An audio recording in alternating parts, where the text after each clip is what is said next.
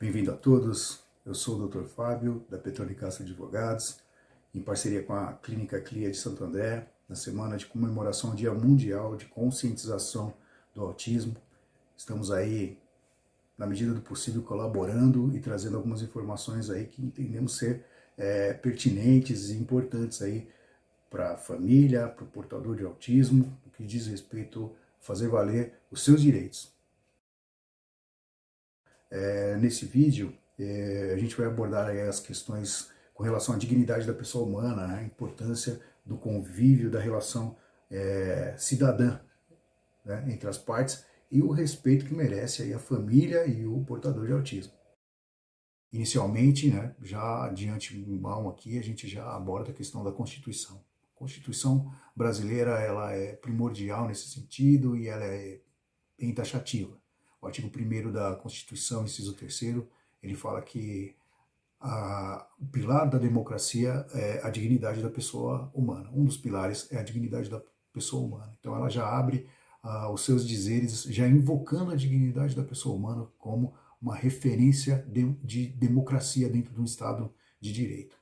E aí, em continuação, no artigo 5º, que é o artigo que fala sobre os direitos fundamentais, né, que, a nosso ver, até é o artigo mais importante da Constituição, está lá também especificado que aquele que tiver aí a sua dignidade, né, a sua imagem, a sua honra ofendida, ele tem o direito tanto de resposta quanto de reparação dos danos que lhe forem causados nesse particular. Então, temos aí a Carta Constituinte já abrindo as suas informações, as suas pontuações, as suas determinações com relação à pessoa humana, a dignidade, o convívio social, protegendo e deixando bem claro que a ofensa a esses direitos ela é passível de resposta e de reparação, que todos nós chamamos e conhecemos como indenização, tanto na esfera material quanto na esfera moral.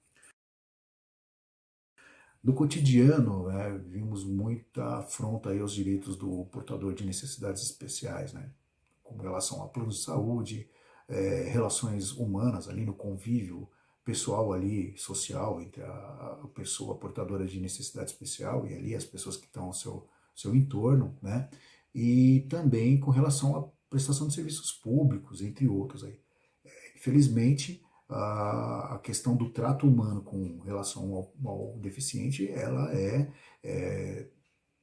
podemos dizer até que corriqueiramente afetada, né? De modo que muitas pessoas ignoram a importância de um trato diferenciado com relação ao portador de necessidade especial, né? A ignorância com relação a essas pessoas, ela é reprovável, né? E causa indignação e, em sua maioria, afetando aí a família, né? O responsável, aquela pessoa que está ali se dedicando com relação ao seu parente portador ali do espectro autista, né? Dentre outras pessoas que também têm outras questões de deficiência e de necessidades especiais. Mas o desrespeito é notório e é um fato que não pode ser ignorado por nenhum de nós.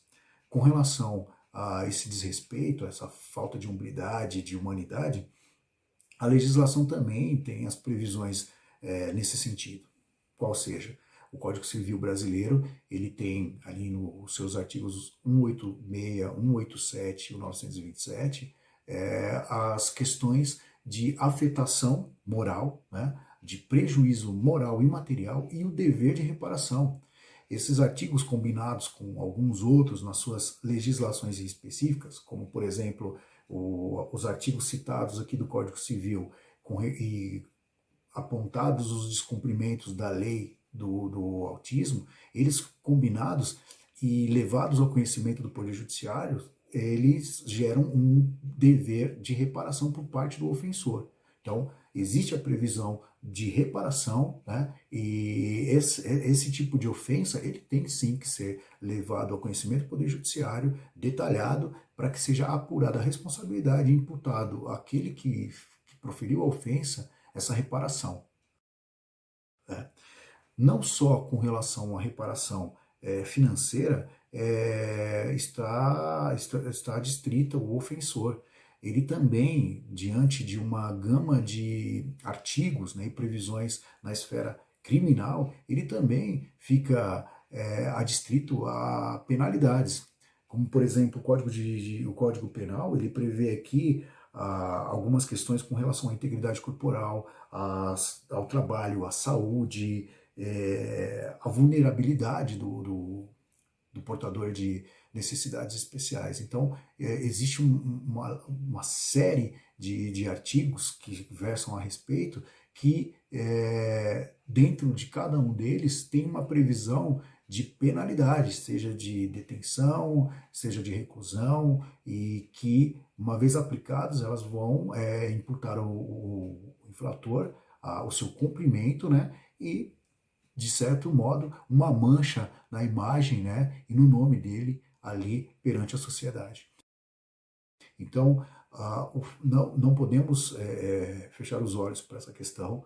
O portador de necessidades especiais, ele está, infelizmente, adstrito a esses dissabores, né, e isso é uma questão corriqueira, uma questão que tem que ser combatida e que o seu representante, o seu familiar, ou aquele que é do seu convívio, ele deve sim, ele tem o direito e o dever, inclusive, de postular isso perante as autoridades e fazer que as pessoas, né, os ofensores, de certa maneira, sejam penalizados, tanto para que sofram uma diminuição na sua capacidade financeira, né, uma reprimenda financeira, mas também uma reprimenda social, uma reprimenda de ordem moral também, porque um dos princípios dessa reparação, dessa penalidade, da indenização praticada pelo Estado, é o que a gente chama de uma reprimenda pedagógica, para que sirva de exemplo e que não seja repetida, né? Seja a respeito da pessoa, do ofendido mesmo, ou com aqueles, né, que estão na sua mesma condição.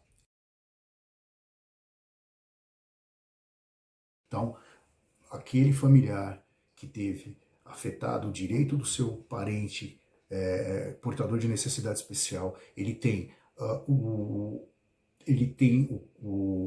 amparo legal para postular uma indenização, uma reparação na esfera civil e também postular na esfera penal uma reprimenda com relação àquele ofensor.